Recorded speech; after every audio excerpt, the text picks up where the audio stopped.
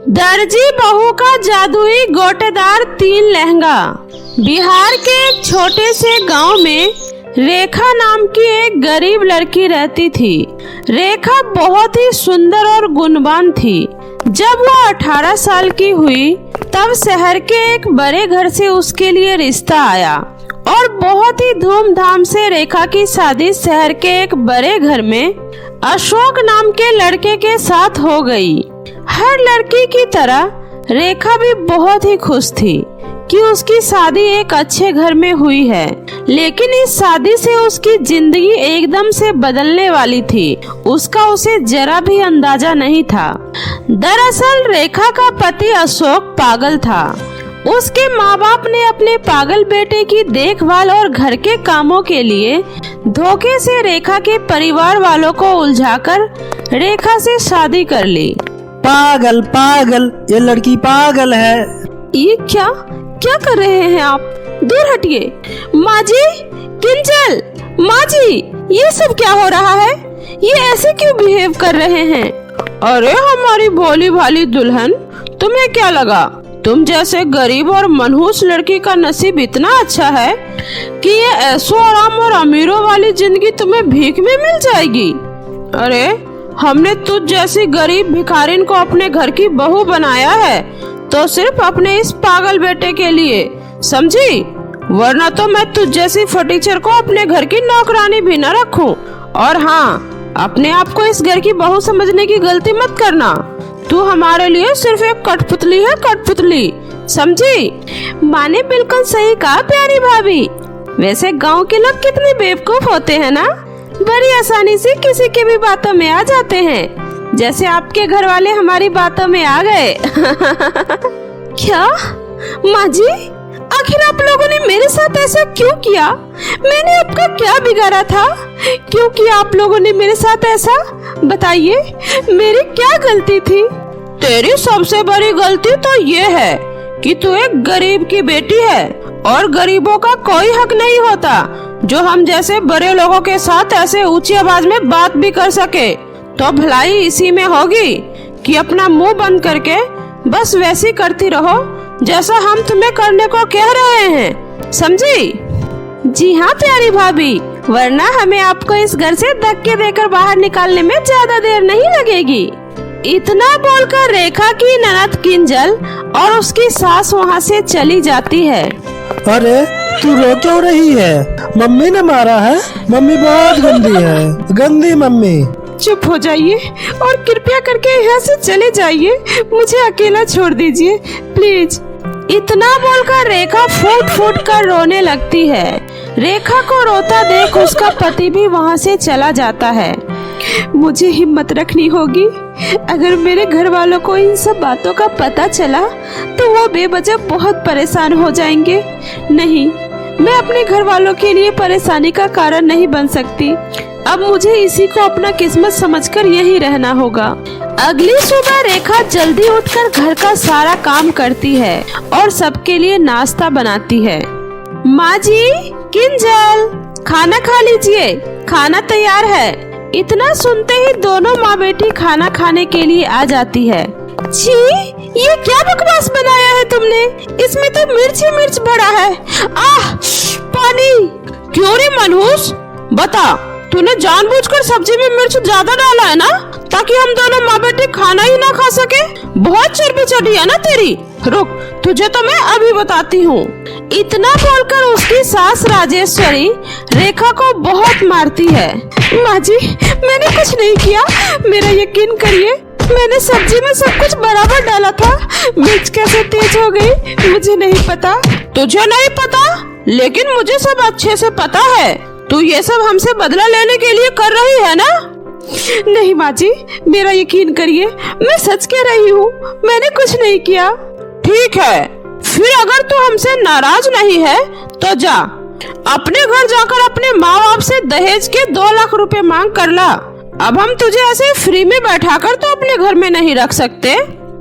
माँ जी प्लीज ऐसा मत करिए, मेरे माँ बाप बहुत गरीब हैं, मुश्किल से तो वो 2 वक्त की रोटी खा पाते हैं। वे लोग 2 लाख रुपए कहाँ से लाएंगे माँ जी? वो सब मैं नहीं जानती, पैसे लेकर आएगी तभी अब तू इस घर में रह पाएगी, वरना निकल जा मेरे घर से। माँ ने बिल्कुल सही कहा। अब देखो भाभी, आपके पतिदेव तो कमाते हैं नहीं, ऊपर से उनकी दवाई का खर्चा भी हमें ही उठाना पड़ता है। वैसे में अब हम आपका खर्चा भी उठाए, इतनी दरिया दिली तो हमारे अंदर नहीं है। इसलिए प्यारी भाभी, आपको माँ की बात माननी ही होगी।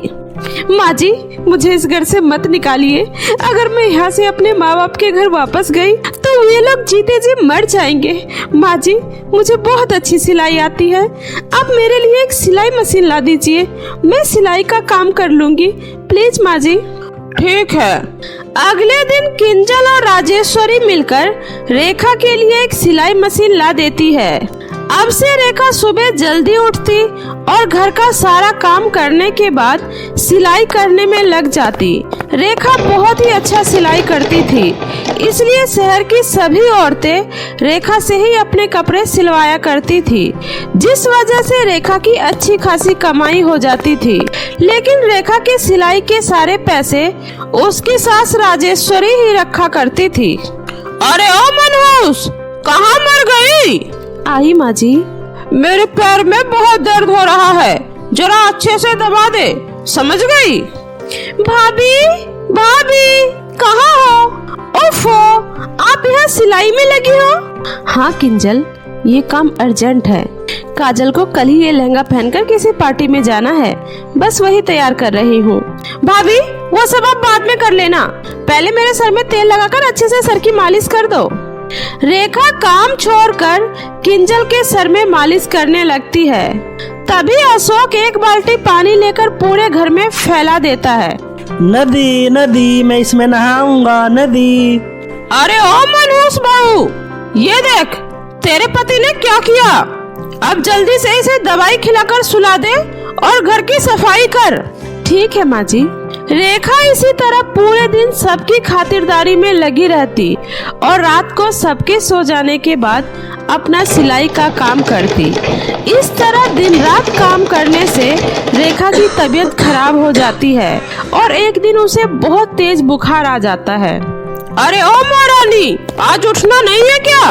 आज हम लोगों को भूखे ही मारने का इरादा है क्या? नहीं माँ जी, वो तबीयत थोड़ी ठीक नहीं लग रही थी, इसलिए आँख नहीं खुली। सब जानती हूँ तेरे ये बहाने, तुम्हें तो बस काम से जी चुराने का बहाना चाहिए। चल अब जल्दी उठ और घर के कामों में लग जा।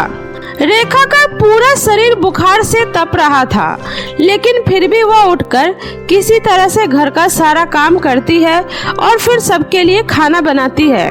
भाभी, ओ भाभी, कल से बाथरूम में सबके कपड़े ऐसे ही रखे हैं, धोया क्यों नहीं आपने? लगता है आप मम्मी की मार को भूल गए हो, तभी आजकल आपसे कोई काम नहीं हो रहा है। किंजल, मेरी तबीयत कुछ ठीक नहीं है, मुझे चक्कर आ रहा है, प्लीज ये कपड़े आज तुम धो लो, प्लीज किंजल। क्या कहा?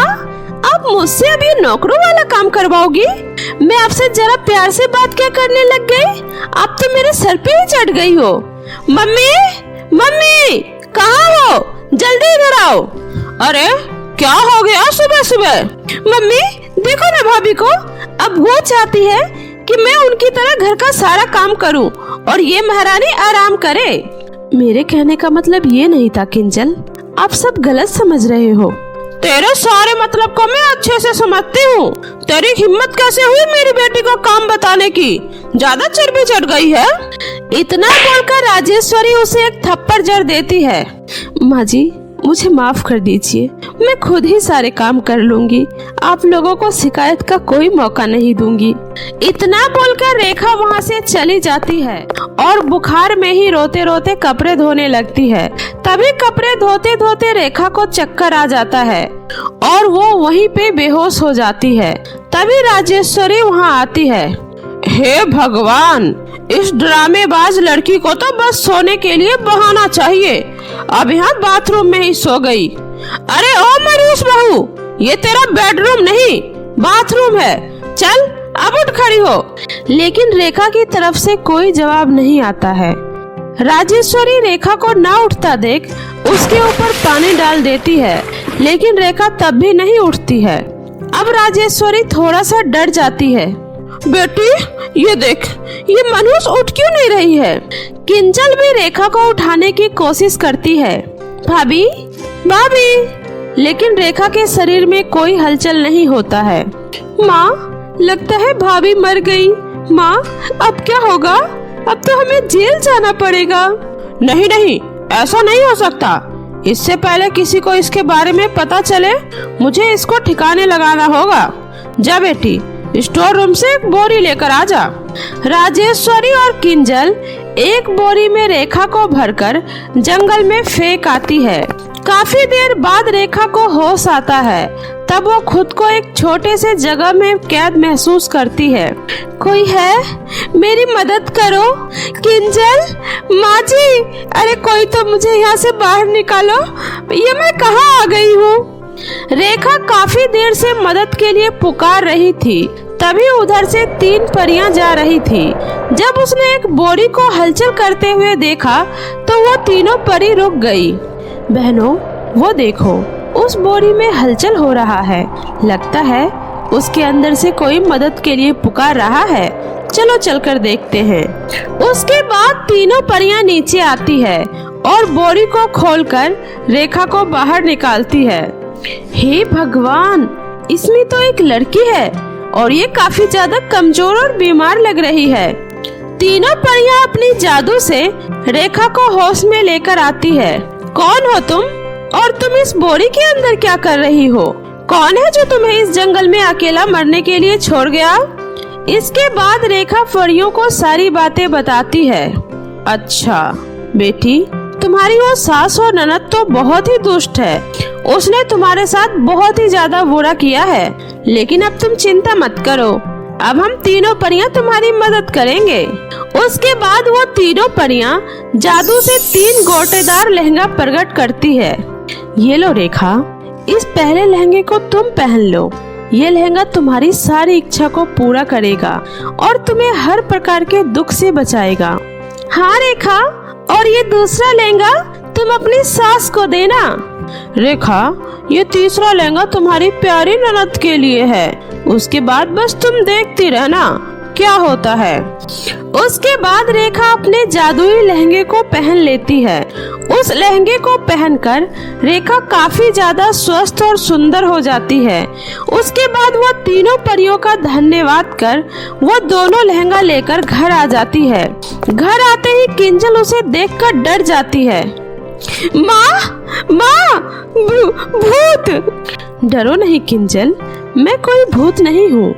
मैं बिल्कुल ठीक हूँ। वो तो अच्छा हुआ, मुझे परी मिल गई और उन्होंने मेरी जान बचा ली। क्या? परी? और ये लहंगा कहाँ से मिला तुम्हें? माँ जी, ये जादुई लहंगा है। ये लहंगा मुझे उसी परी ने दिया है। परी ने आप लोगों के लिए भी जादुई लहंगा दिया है। इतना बोलकर रेखा दोनों लहंगे को अपने सास और ननद को देती है। क्या सच में ये लहंगा परी ने दिया है? वाओ, कितना सुंदर लहंगा है। माँ, आप भी ये लहंगा पहन लो। ये लहंगा तो बहुत ही सुंदर है। मैं अभी इसे पहन कर आती हूँ। इतना बोलकर दोनों माँ बेटी उस जादुई लहंगे को पहन लेती है। लहंगा को पहनते ही किंजल और राजेश्वरी दोनों वहाँ से गायब हो जाती है और वो दोनों परी लोग पहुँच जाती है। तुम दोनों दुष्ट माँ बेटी ने मिलकर एक मासूम लड़की पर बहुत अत्याचार किए हैं, इसलिए अब तुम दोनों माँ बेटी को यहाँ परी लोग के जेल में रहकर हम सभी परियों की सेवा करनी होगी। नहीं नहीं परी जी, कृपया हमें माफ कर दीजिए, हमें जाने दीजिए। अब हम कभी अपनी बहू को नहीं सताएंगे और उसे प्यार से रखेंगे। जी परी जी, मैं भी अब कभी भाभी को परेशान नहीं करूंगी। मुझे भी माफ कर दीजिए। ठीक है, चलो मैं तुम्हें 1 महीने के लिए ही परीलोक में परियों की सेवा करने का मौका देती हूँ। अगर मुझे तुम्हारे व्यवहार में बदलाव नजर आएगा तो मैं तुम दोनों माँ बेटी को पृथ्वी लोक पर भेज दूंगी। इधर रेखा अपने जादुई लहंगे से बोलकर अपने पति को ठीक कर देती है। हे जादुई लहंगा, मेरे पति को बिल्कुल ठीक कर दो। इतना कहते ही रेखा का पति अशोक बिल्कुल ठीक हो जाता है और रेखा खुशी खुशी अपने पति के साथ रहने लगती है। वहीं दूसरी तरफ कुछ दिन परिलोक में रहने के बाद राजेश्वरी और किंजल के व्यवहार में भी पूरी तरह से बदलाव आ जाता है और उनकी 1 महीने की सजा भी पूरी हो जाती है। फिर रानी परी उन दोनों को पृथ्वी लोक पर वापस भेज देती है। वापस आने के बाद दोनों भागते हुए रेखा के पास जाते हैं और अपने किए गए बुरे व्यवहार के लिए उनसे माफी मांगते हैं। भोली भाली रेखा दोनों को माफ कर देती है। फिर सभी मिलजुल कर एक साथ प्यार से रहने लगते हैं। तो मेरे प्यारे दोस्तों, कैसी लगी आपको मेरी ये कहानी? मुझे कमेंट करके जरूर बताएं। कहानी अच्छी लगी हो तो इसे अपने दोस्तों के साथ भी शेयर करें। और हाँ दोस्तों, अगर आपने अब तक मेरे चैनल जादुई टीवी को सब्सक्राइब नहीं किया है तो जल्दी से नीचे लाल बटन दबाकर अभी सब्सक्राइब कर ले। तो मिलते हैं ऐसे ही फिर किसी नई मजेदार जादुई कहानी के साथ। तब तक अपना ध्यान रखें। बाय बाय दोस्तों।